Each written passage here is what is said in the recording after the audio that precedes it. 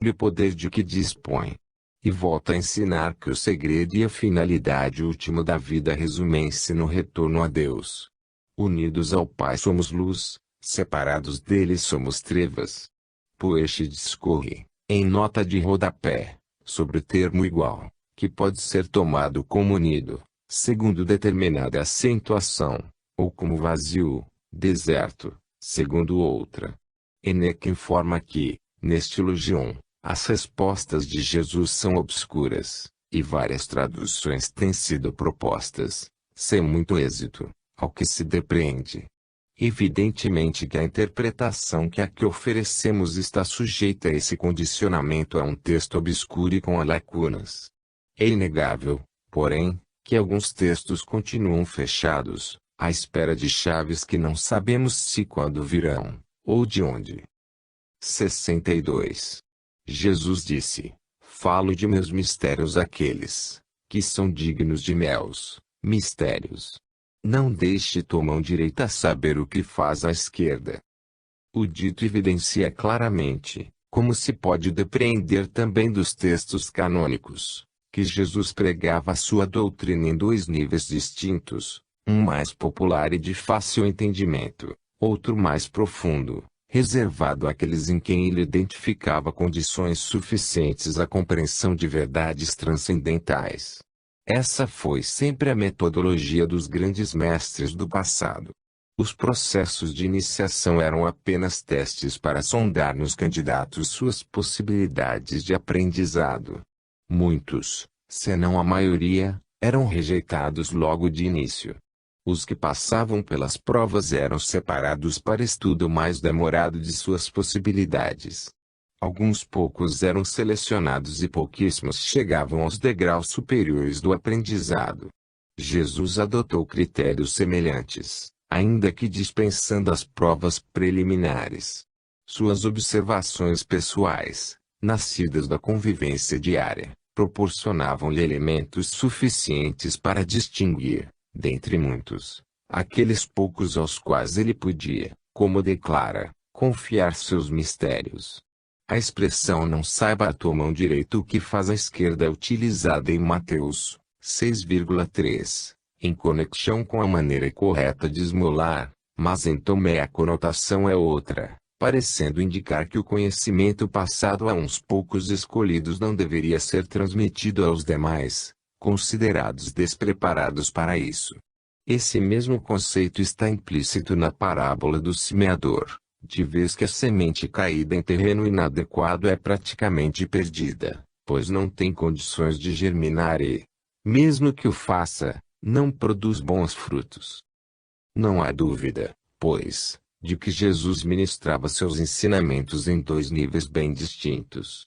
Os ditos preservados no texto atribuído a Tomé filiam-se predominantemente à corrente mais reservada dos ensinos, como se lê, aliás, da introdução aos Logia.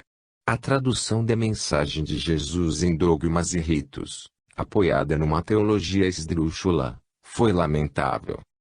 63. Jesus disse: um homem rico tinha muito dinheiro.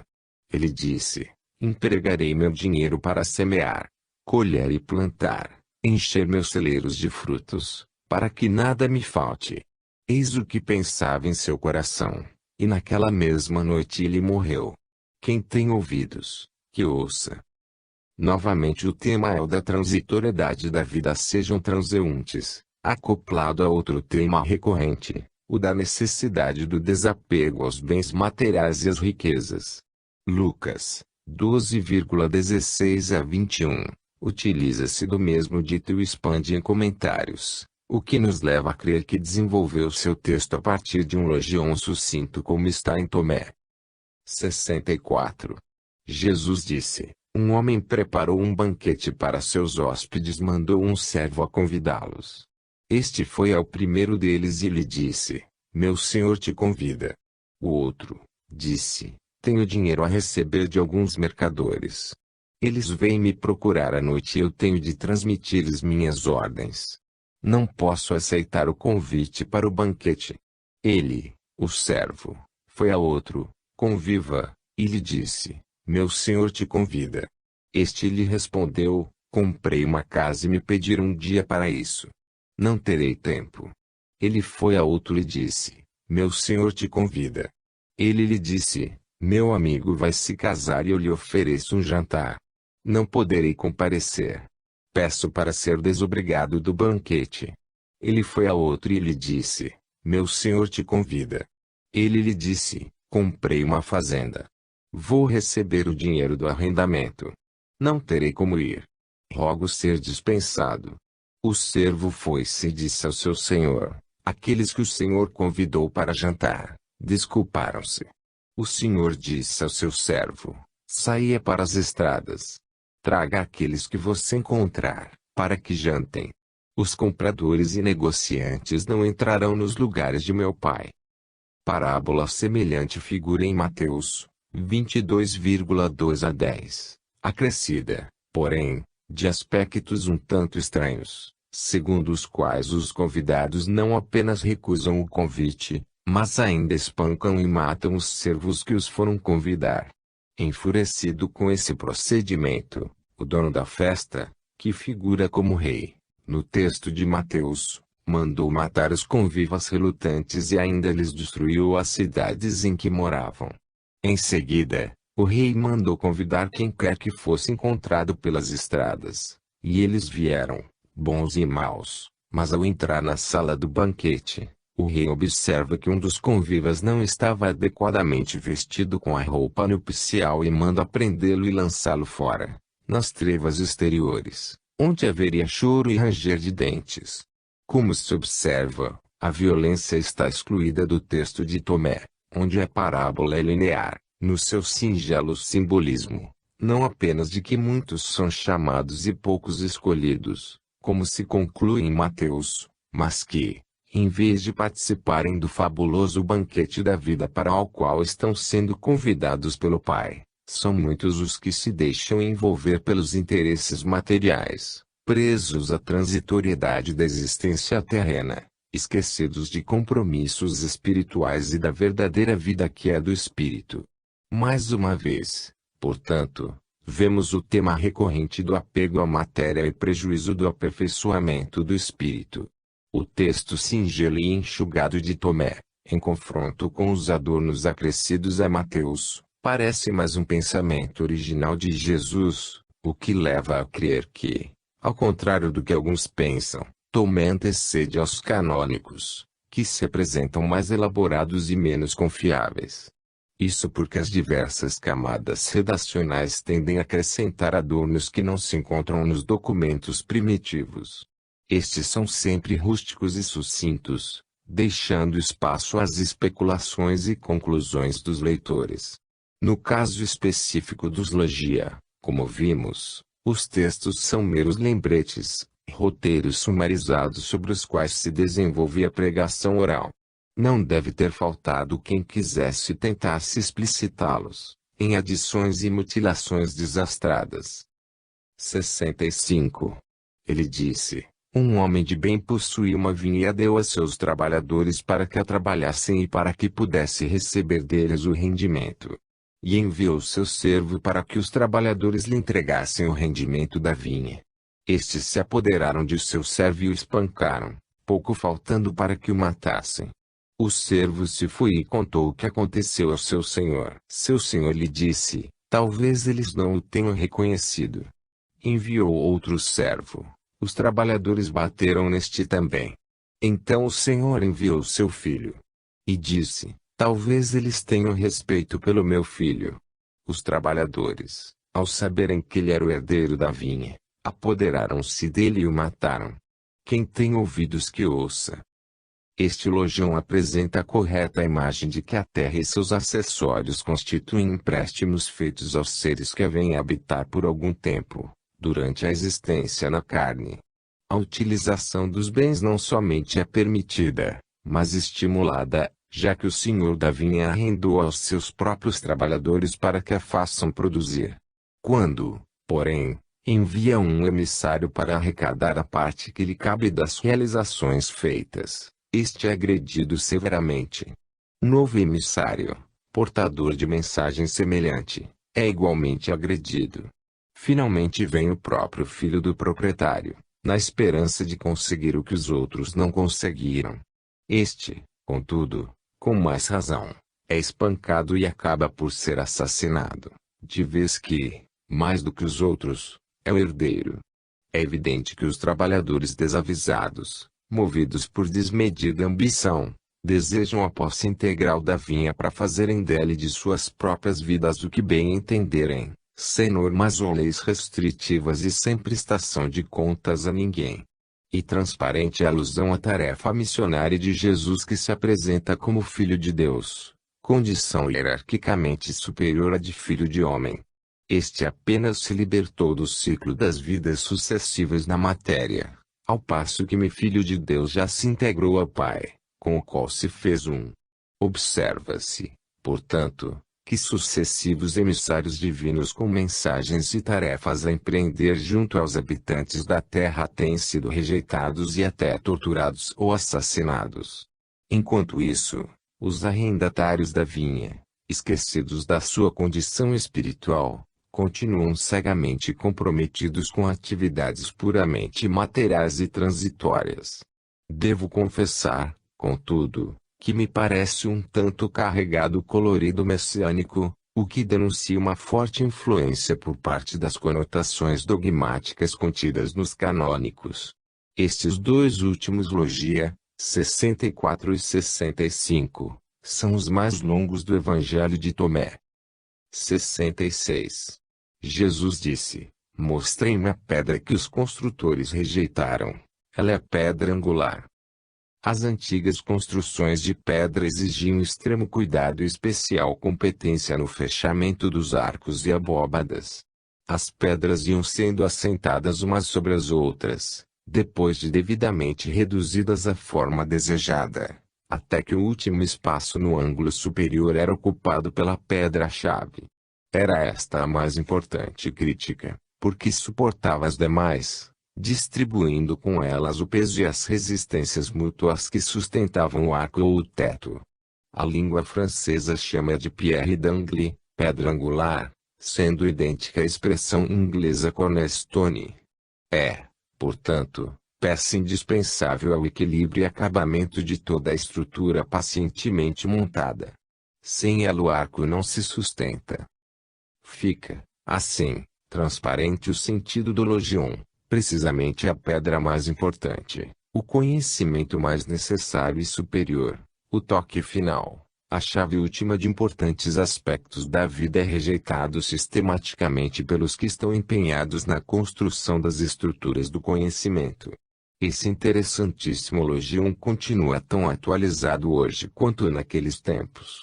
Antes eram os que especulavam em torno de temas filosóficos e teológicos, hoje são os que se dedicam à ciência. Continuamos a ver pensadores eminentes a rejeitar a pedra angular. Como pode alguém armar um conjunto de especulações inteligentes e racionais acerca dos problemas humanos em geral sem admitir conceitos fundamentais como o da realidade espiritual subjacente, sobre a qual tudo mais se apoia? Como equacionar e entender o problema do mal, da dor, da aparente injustiça das leis cósmicas que, às vezes, parecem punir o inocente e premiar o celerado, se for ignorada a doutrina básica das vidas sucessivas? Como entender complexidades da psicologia humana sem admitir a preexistência do ser?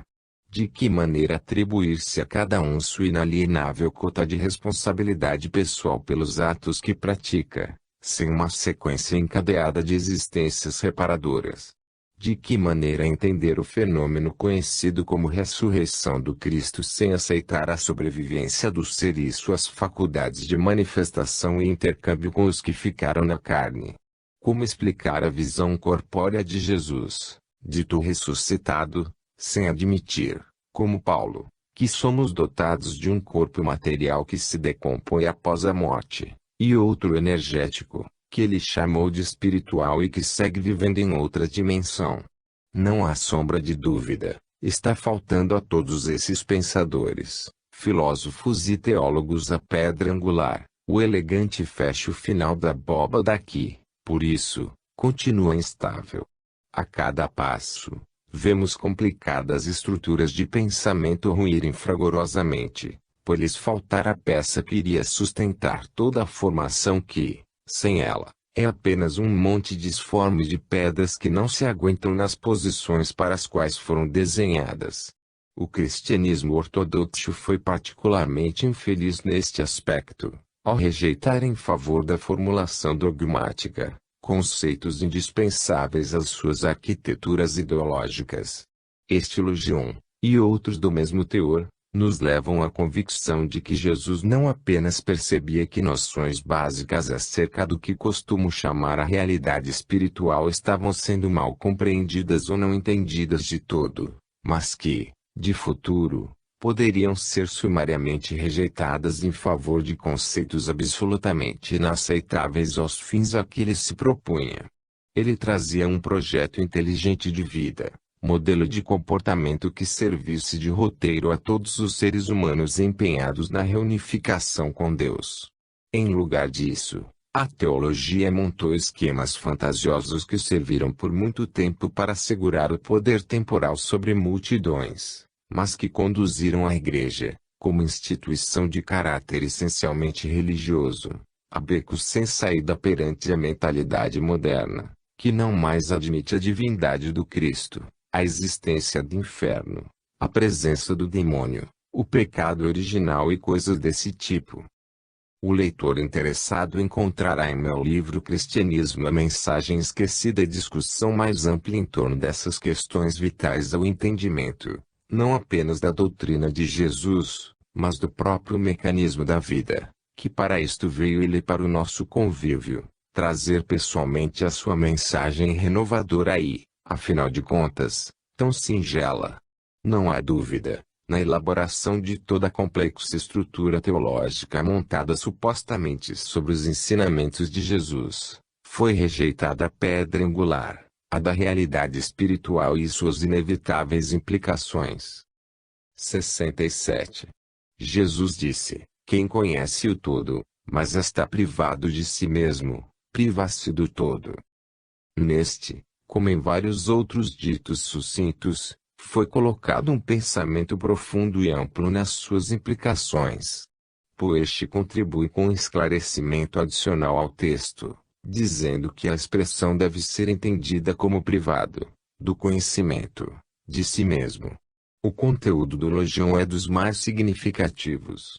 Ainda que o objetivo dos gnósticos tenha sido o retorno a Deus através do conhecimento, há uma clara advertência neste dito, segundo a qual, mesmo aquele que tenha alcançado estágio de elevado conhecimento do todo, estará fadado ao fracasso se não tiver conhecimento de si mesmo ou não souber usá-lo devidamente.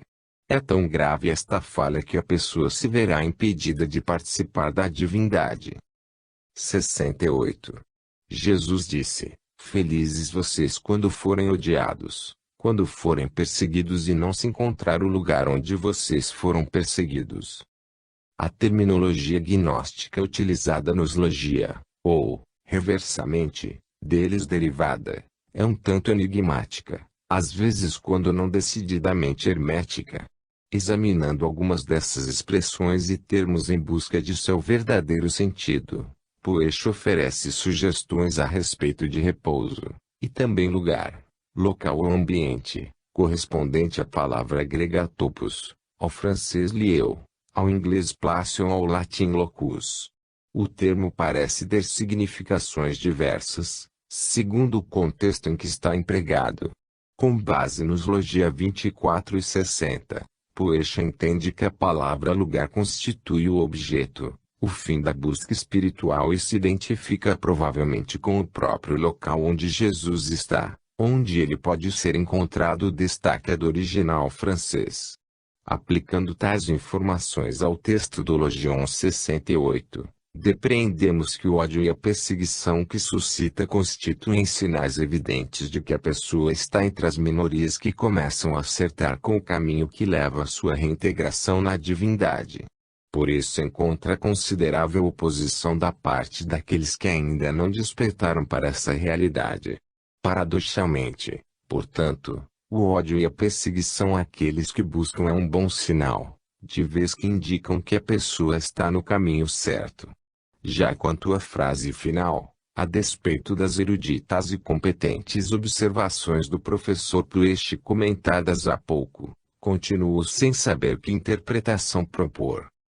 69. Jesus disse: felizes em seus corações aqueles que forem perseguidos. Eles conheceram o Pai em verdade. Felizes os famintos, porque eles serão satisfeitos naquilo que desejarem. Ainda o tema da incompreensão criada em torno daqueles que buscam honesta e obstinadamente a perfeição espiritual, mas com a consoladora ressalva de que estes, sim, conhecerão mais cedo a integração em Deus. A fome espiritual acabará por ser inteiramente satisfeita. 70. Analisado em conexão com o de número 41. 71. Disse Jesus: destruirei esta casa e ninguém será capaz de reconstruí-la. Outro logion sucinto e expressivo.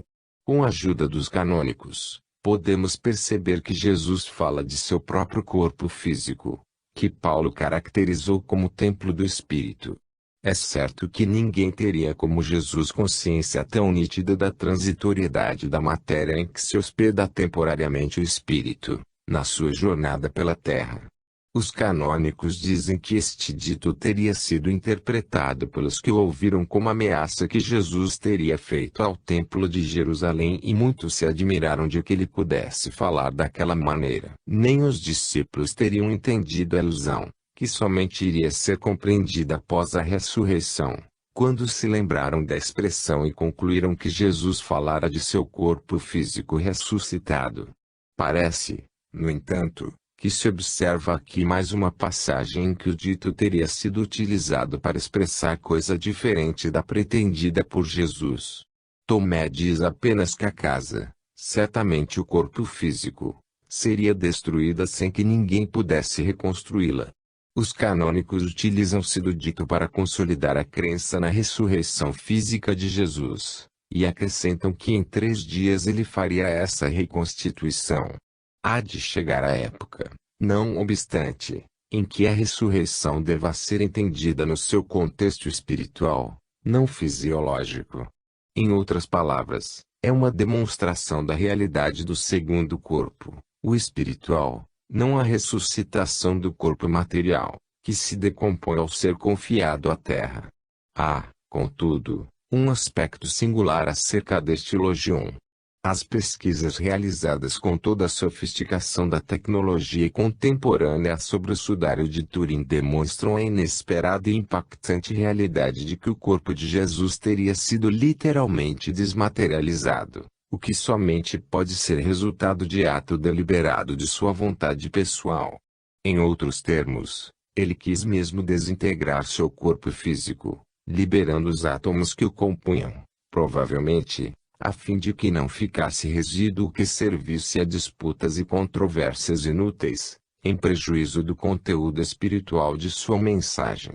O leitor interessado é convidado a ampliar suas pesquisas na abundante literatura surgida nos últimos anos a respeito deste fascinante assunto.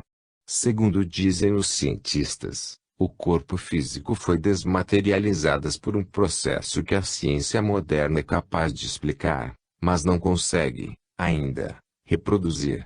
Se tudo isso é mesmo verdade, então Jesus teria manifestado no Logion 71 o seu propósito antecipado de proceder conscientemente a essa operação desmaterializadora em relação ao seu corpo físico.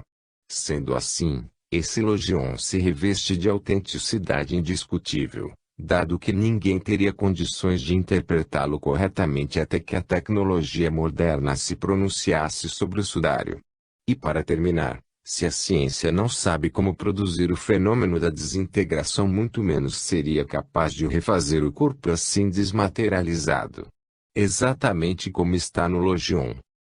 Ao escrevermos estas linhas, em 1991, o problema do sudário está longe de ter sido satisfatoriamente resolvido. A despeito do pronunciamento aparentemente definitivo da ciência, com base na datação do material pela técnica do carbono 14, o debate prossegue. Entendem alguns cientistas, munidos de respeitáveis argumentos, que o incêndio a que foi exposta a peça de linha em 1532, teria provocado substanciais alterações na leitura dos índices, e, por conseguinte, deslocado drasticamente a data a ela atribuída. Por outro lado, como assinalam esses contestadores, o eventual posicionamento do sudário como obra de arte, na Idade Média, segundo propõem os responsáveis pelos testes de laboratório, somente contribui para acrescentar mais enigmas do que aqueles que se pretende resolver. Não haveria como explicar o fenômeno da gravação, no tecido, de uma imagem anatomicamente perfeita, sem uso de pigmentos coloridos, em negativo e ainda coerente com os relatos evangélicos sobre a sinistra rotina da crucificação de Jesus. Realmente, a evidência bem nítida da coroa de espinhos nos ferimentos da cabeça, bem como da ferida no tórax, provocada pela lança, tanto quanto a integridade dos ossos das pernas, que não foram quebrados, como de praxe nos demais condenados. Cabe acrescentar que permanecem dignos de consideração outros aspectos relevantes da questão, como a meticulosa e competente pesquisa do Dr. Frey, cientista suíço, que encontrou no sudário vestígios de fungos compatíveis com as regiões onde, segundo a tradição, a peça teria estado, no correr dos séculos. Não faltam, ainda, comentários sobre o estranho e inexplicável assodamento com o qual a Igreja acolheu o parecer da ciência, concordando com o esvaziamento da questão da autenticidade do sudário, que foi degradado da condição de a mais importante relíquia do cristianismo a de mero ícone com alguma tonalidade histórica, mas sem o relevo que lhe for atribuído.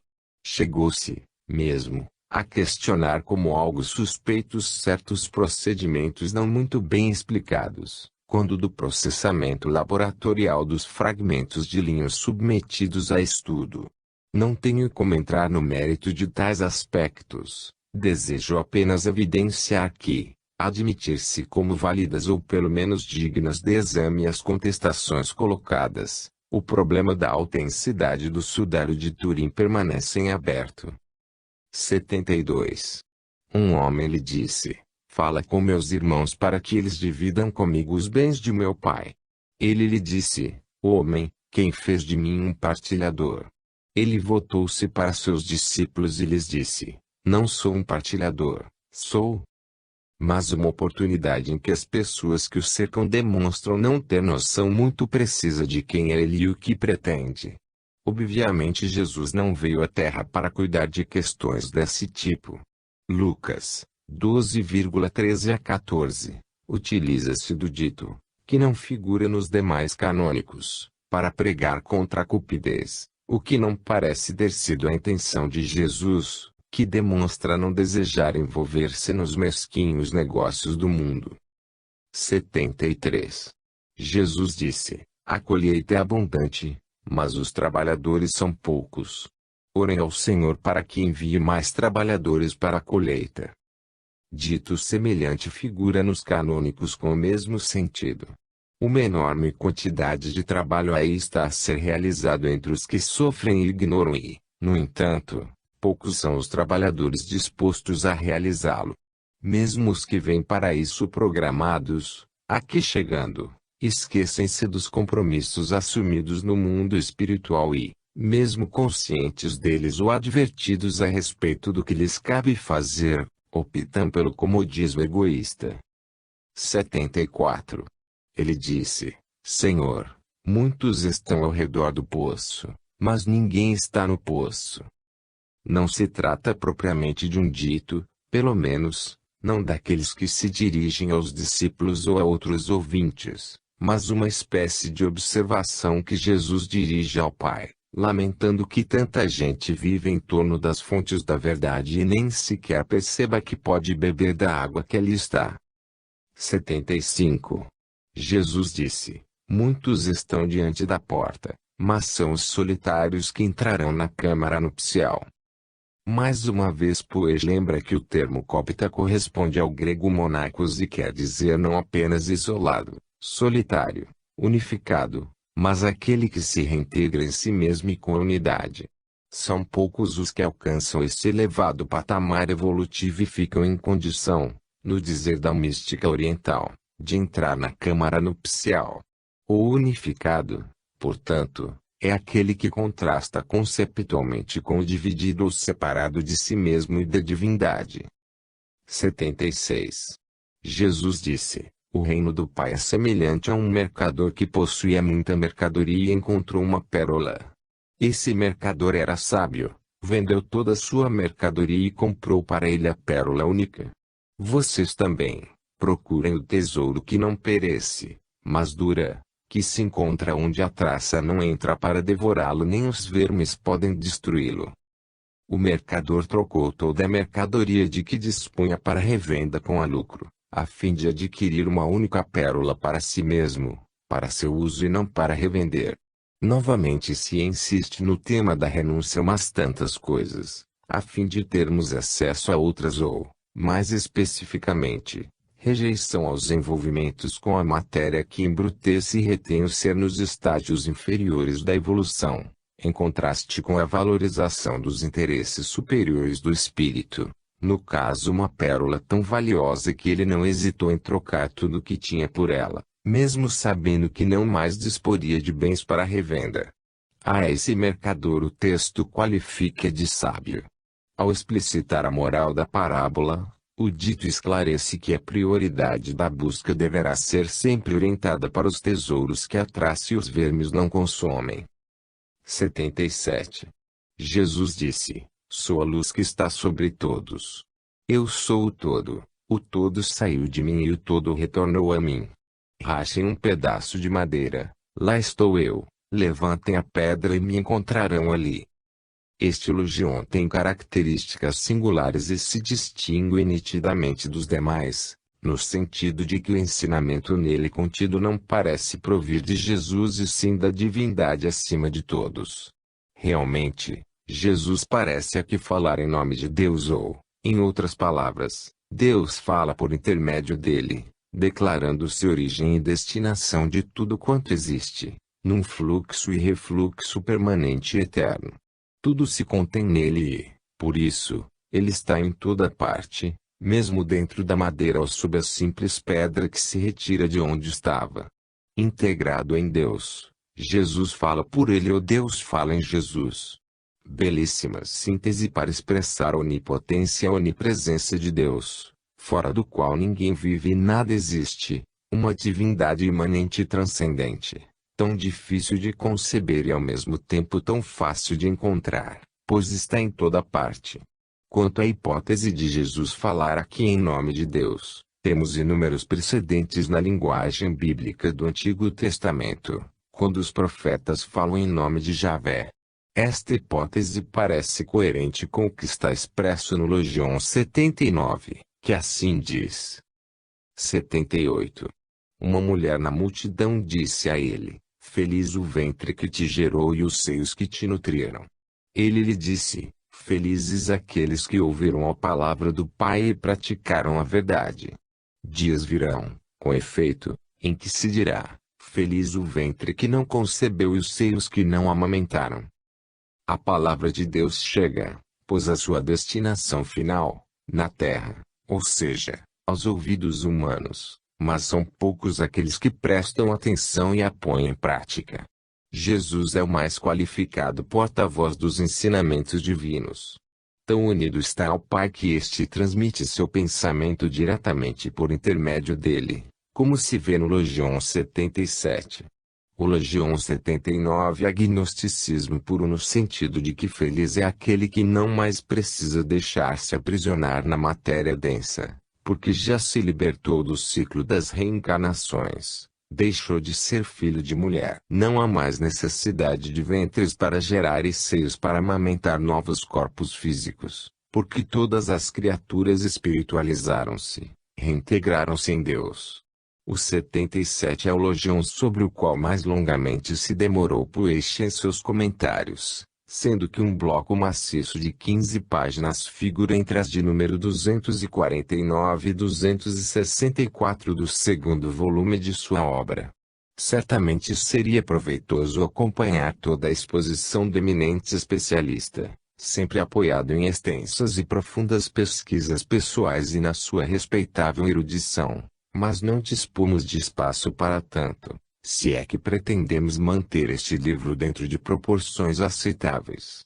É preciso, não obstante, dizer aquele mínimo indispensável para melhor entendimento das complexidades envolvidas neste dito. Como observa o leitor, adoto a posição de que Jesus fala por Deus, ao passo que Poesch parte do pressuposto de que ele fala como Deus. Não é minha intenção confrontar a minha opinião com a do ilustre professor francês, mas observar que a adoção da segunda opção cria mais dificuldades do que as que pretende resolver e mais questionamentos do que se propõe responder. Poesch mesmo está bem consciente de tais dificuldades ao declarar, como faz a página 241, que, interrogados a respeito de Jesus, os logia contidos no Evangelho de Tomé dariam respostas diferentes mostrando uns, sem contestação, que Jesus distingue nitidamente entre si mesmo e seu Pai, outros, como o Logion 61, parecendo estabelecer entre eles completa igualdade, outros, enfim, assimilando Jesus ao todo ou à luz, ao princípio e ao fim de todas as coisas, Logion 77, e, nisto, confundindo ou parecendo confundi-lo com o próprio Deus. Essas observações são fundamentais para melhor entendimento da questão. Não vejo no Logion 61, por exemplo, a ideia de que Jesus seja igual ao Pai, e sim a de que ele provém daquele que é igual. Ora, Poesch mesmo admite que não se trata de igualdade e consubstancialidade com o Pai, como propõe Ernst Einstein. Isso porque a expressão copta correspondente àquele que é igual, pode ser também compreendida e traduzida, como daquele que é igual, a si mesmo, ou que é o mesmo, ou unidade, tanto quanto aquele que é igual a mim. Ante tais dificuldades para melhor definição da tradução, Poesch afirma modestamente que Jesus limita-se a certificar que provém de Deus, ou do mundo transcendente, do sempre idêntico a si mesmo, ou da esfera da unidade, do indivisível Pai. 249. Igual, nesse contexto, seria equivalente a imutável. É escassa, portanto, a evidência textual para assegurar que ele se considera igual a Deus. Por outro lado, são explícitas as palavras, como no Logion 100, ao estabelecerem perfeita distinção entre ele e Deus, o que também se encontra nos canônicos, quando declara a sua condição de alguém que o Pai enviou à Terra para trabalho específico junto à humanidade. Num texto como o de Tomé, no qual identificamos o traçado de uma coerência que, em diferentes oportunidades, temos ressaltado aqui, seria incongruente considerar Jesus ora distinguível do Pai, ora semelhante, ora apresentando-se ele próprio como Deus. Estou convencido de que tais discrepâncias localizam-se na maneira incorreta de interpretar os textos, em defeitos de tradução ainda não bem identificados e corrigidos. Há, ainda, casos de evidente enxertia e manipulação, como no Logion 44, com a óbvia construção posterior para dar cobertura à teoria da Trindade. Em suma, no meu entender, Jesus se posiciona como o Filho do Homem, ser redimido, o eleito, o vivo, perfeitamente consciente de sua estatura espiritual e da sua integração em Deus, lá, onde a luz nasce de si mesma, de onde saiu um dia e para onde já retornara, fechando o ciclo da sua peregrinação evolutiva. Definitivamente, ele não se põe como Deus, como lamentavelmente desejam fazer crer os redatores finais dos textos canônicos, ou melhor, dos criadores de dogmas. Estar unido ao Pai, ser um com Ele, tendo condições de auscultar-lhe o pensamento e a vontade, está longe de significar também que ele é igual a Deus ou o próprio Deus. Estaríamos assim recaindo na funesta doutrina da coeternidade, criada para justificar a divindade de Jesus e sua participação na Trindade. Erigida à condição de dogma e, mais do que isso, De mistério impenetrável análise crítica, a Trindade é um dos vários problemas insolúveis que se tornaram incômodos para a Igreja, porque só admitem o recuo. 79. Jesus disse: Por que vocês saíram para o campo? Para verem um caniço agitado pelo vento e para verem um homem vestido de delicadas roupas. Eis que os reis e os grandes homens são os que se vestem de roupas delicadas e não poderão conhecer a verdade. O ensinamento aqui é claro e reverte com insistência um dos pontos básicos da temática preferida em Tomé, a de que as pessoas excessivamente preocupadas com os aspectos materiais da vida, com o que vestem e comem, por exemplo, ficam sem condições e espaço interior para cultivar o conhecimento da verdade que, esta sim, leva aos patamares superiores da evolução espiritual. 80. Analisado em conexão com o de número 56.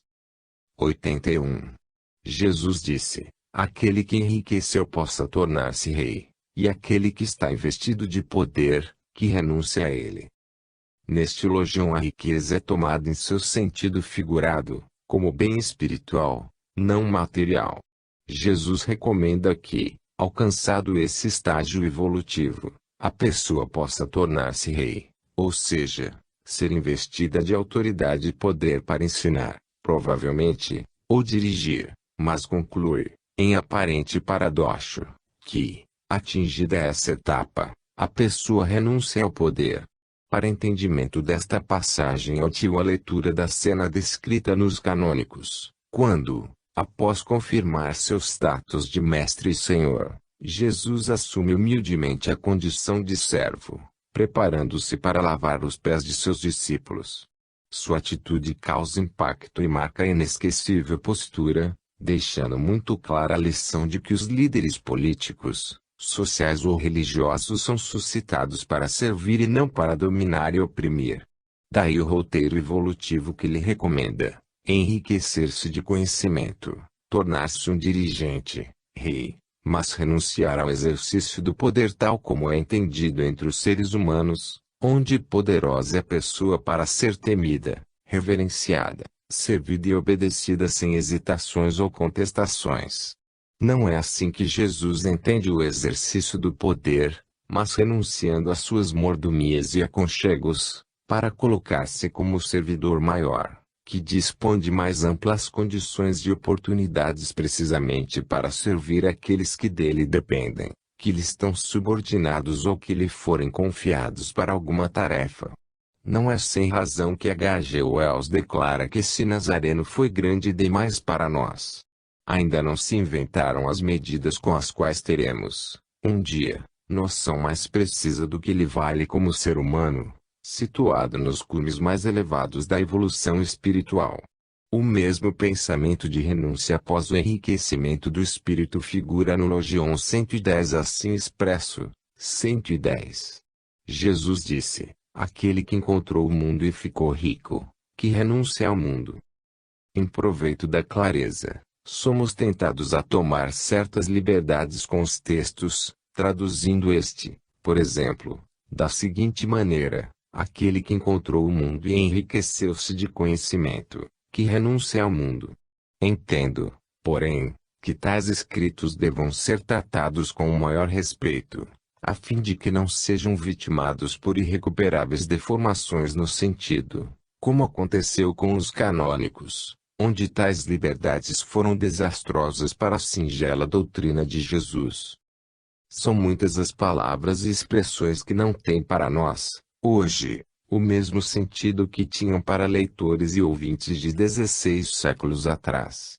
Nem o vocabulário da época era tão rico que pudesse expressar matizes mais sutis de ideias, especialmente em documentos destinados a preservar ensinamentos destinados às classes populares e não aos eruditos.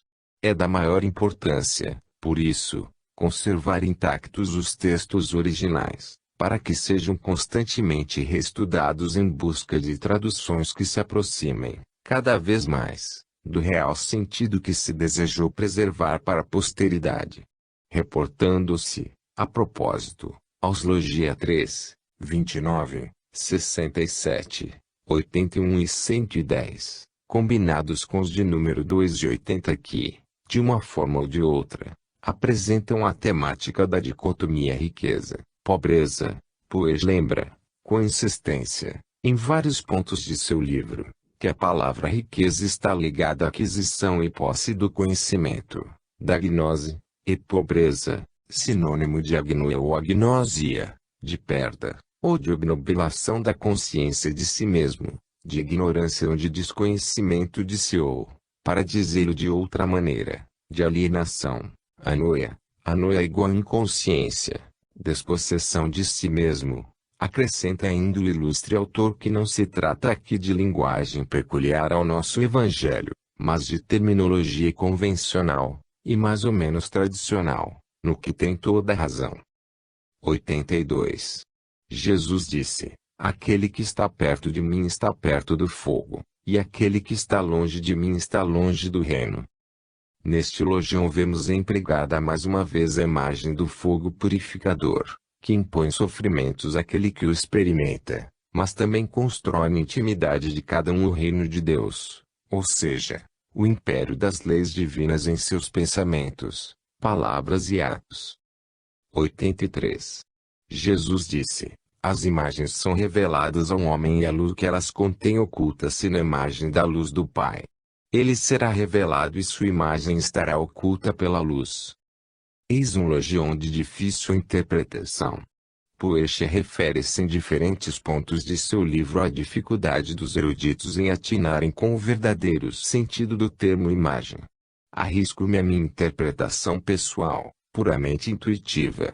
Entendo que todo o universo, os seres vivos inclusive, constitui um pensamento de Deus e se revela não em sua realidade íntima, mas em símbolos, arquétipos ou imagens da realidade que, em si mesma, é inatingível àqueles que ainda não alcançaram o estágio evolutivo próprio. Tal realidade refletida permanece oculta na luz que também é de difícil apreensão, porque ela também é a imagem da verdadeira luz. De fato, os estágios finais da evolução do ser são sempre representados como manifestações visuais de intensa luz. Como profusamente iluminados se apresentam as vidências mediúnicas dos espíritos de mais elevada condição evolutiva. Essa luz refletida é, no seu conjunto, no seu todo, expressão tipicamente gnóstica, manifestação do próprio Deus que também não se revela em sua essência mesma, mas naquilo que faz, ou seja, em imagens. Chegará um momento, contudo, como se lê no final do Logion, que o próprio Deus se revelará na plenitude de sua realidade ao espírito que nele se reintegrou, como Jesus, a ponto de se tornar um com ele. Não obstante, a realidade que Deus projeta de si mesmo apresenta-se como luz também, sem forma, cor ou movimento, e como luz está oculta ou diluída na própria luz. Como iria destacar-se a luz no meio de uma luz de igual intensidade? Nesse sentido, portanto, é que o ser criado integra-se em Deus, consciente como individualidade, conhecedor profundo dos mistérios do universo e suas leis, mas, simultaneamente, partícula luminosa da luz divina. O que significa que ele não se perde em Deus e nem o vê, ele apenas o sente e o entende como a vibração da inteligência suprema, da vontade irresistível, mas branda, suave, bondade pura, amor integral. De fato, somente se destacaria dentro desse foco luminoso o corpo ou objeto menos luminoso, denso ou mesmo escuro. Mas o ser em tais condições jamais teria como aproximar-se do foco. É preciso que, antes disso, a luz que traz em si, em estado potencial, se revele nele. 84. Jesus disse: quando vocês virem a própria semelhança, alegrem-se. Mas quando virem suas próprias imagens manifestadas diante de vocês, que não morrem nem se manifestam, muito grande será o que suportarão. Este enigmático logião oferece não poucas dificuldades. A primeira delas está em que as traduções em línguas modernas se chocam. A edição, inglesa, de Brill, incluída no livro de Eneck, apresenta o dito de forma interrogativa, Será que aqueles a quem Jesus se dirige suportarão o impacto das imagens? Na sua versão em português, Rodin prefere esta fórmula, ao passo que Puech, na versão francesa, embora admitindo que o texto possa ser também interrogativo, optou pela forma afirmativa exclamativa que, no meu entender, parece mais indicada. O leitor sabe que não afirmo isso porque disponha de autoridade, mas por mera opção pessoal apoiada na intuição.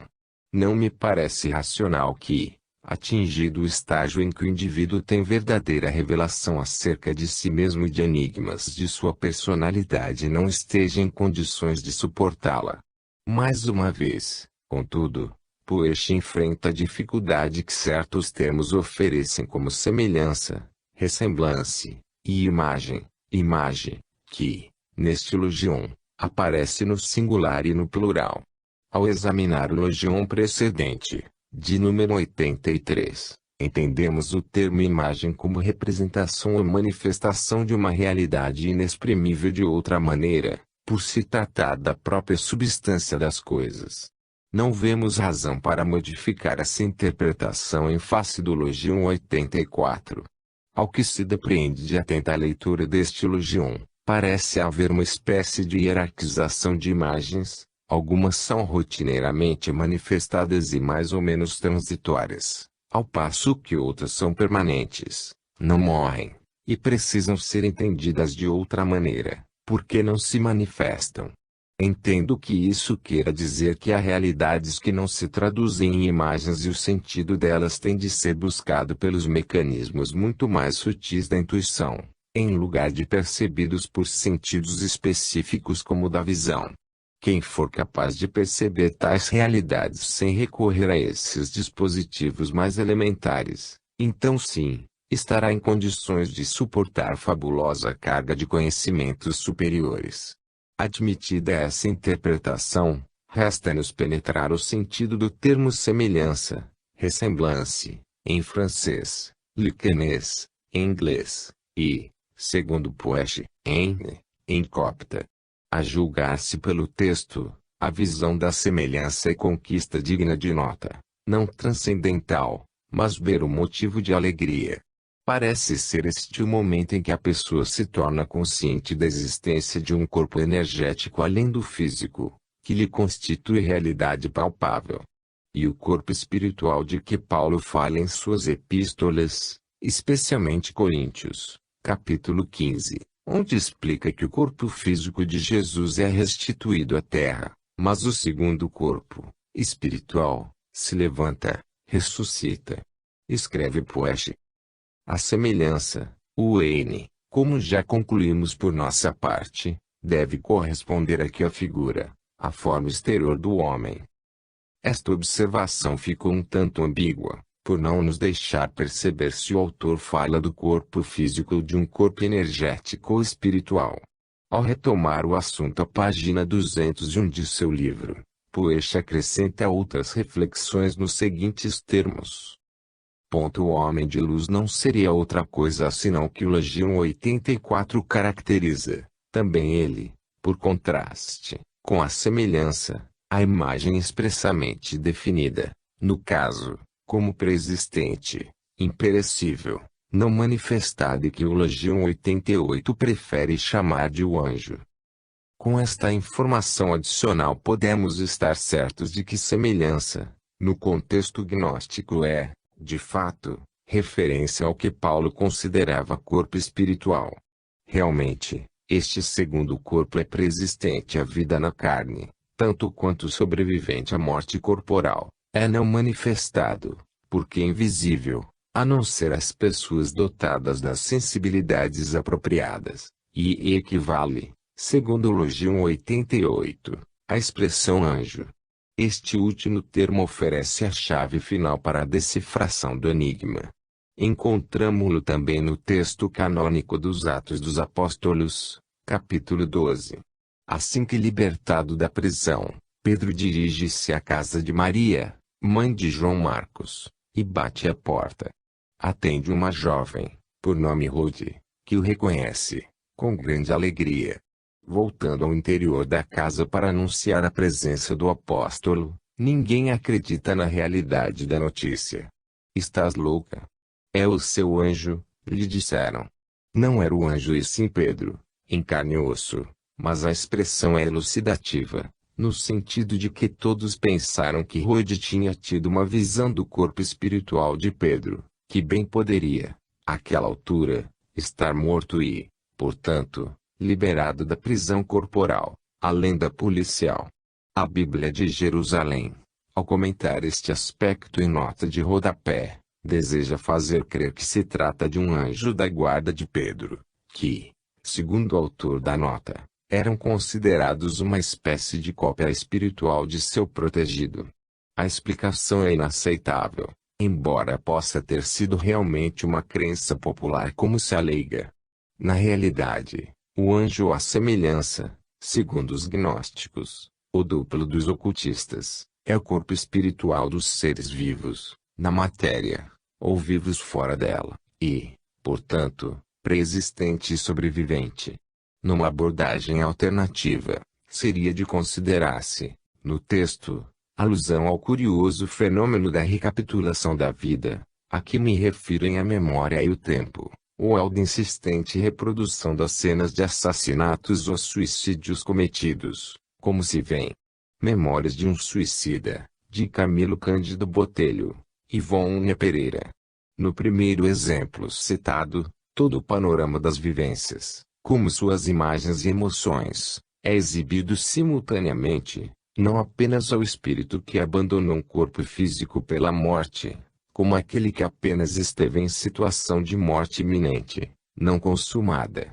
O dramático espetáculo ótico-sonoro-emocional é o que mais se parece como uma exposição ao vivo da consciência em autojulgamento. Quando tais imagens repassam uma existência útil e equilibrada, a sensação que produzem é a da serenidade, da plenitude, do dever cumprido, mas quando há crimes e desvios graves de comportamento, não há dúvida de que a carga emocional do remorso é difícil de ser suportada. Estaria, assim, compreendido porque as próprias imagens manifestadas nem morrem, porque sobrevivem na memória culpada, nem se manifestam como novas realidades, mas como reflexos de uma realidade já experimentada e vivida. 85. Jesus disse: Adão foi criado por um grande poder e uma grande riqueza e não foi digno de vocês, porque se ele houvesse sido digno, não teria provado a morte. Mesmo sendo criatura muito especial, por considerá-lo a Bíblia o iniciador da raça humana na Terra, evidente alegoria, e apesar de ter vindo também da majestade divina, dotado de poder e sabedoria, Adão não conheceu os mistérios da vida e acabou provando a morte, ou seja, envolveu-se na alienação causada pelo mergulho na matéria densa. Relembramos a quilogion inicial do Evangelho de Tomé, ao ensinar que quem atinasse com a interpretação deste logia não conheceria a morte, isto é, teria alcançado o sentido pleno da vida. 86. Jesus disse: As raposas têm suas tocas, e os pássaros têm seus ninhos, mas o Filho do Homem não tem um lugar onde repousar sua cabeça. Não vemos nisto uma lamentação de Jesus por não dispor de lugar onde repousar a cabeça cansada, ao passo que até os bichos têm onde ficar nos momentos de repouso. Ratifica apenas a condição daquele que, tornando-se filho do homem, libertado do ciclo das existências da carne, não mais precisa nem mesmo de uma pedra para descansar a cabeça. E nem a deseja. 87. Já analisamos este logion em conexão com os de número 56. 88. Jesus disse: Os anjos virão até vocês, como também os profetas, e lhes darão o que a vocês pertence. E vocês também, o que estiver em suas mãos deem a eles e digam a si mesmos, quando eles virão e onde receberão o que lhes é devido. Ora, o logion 88 somente pode ser entendido adequadamente no contexto dentro do qual havia um intercâmbio ativo entre vivos e mortos. O termo anjo, que vimos ainda há pouco usado para descrever o corpo espiritual do ser humano, também significa mensageiro. E é assim que Rodin traduz a palavra, corretamente, a meu ver. Realmente, os seres que se encontram no mundo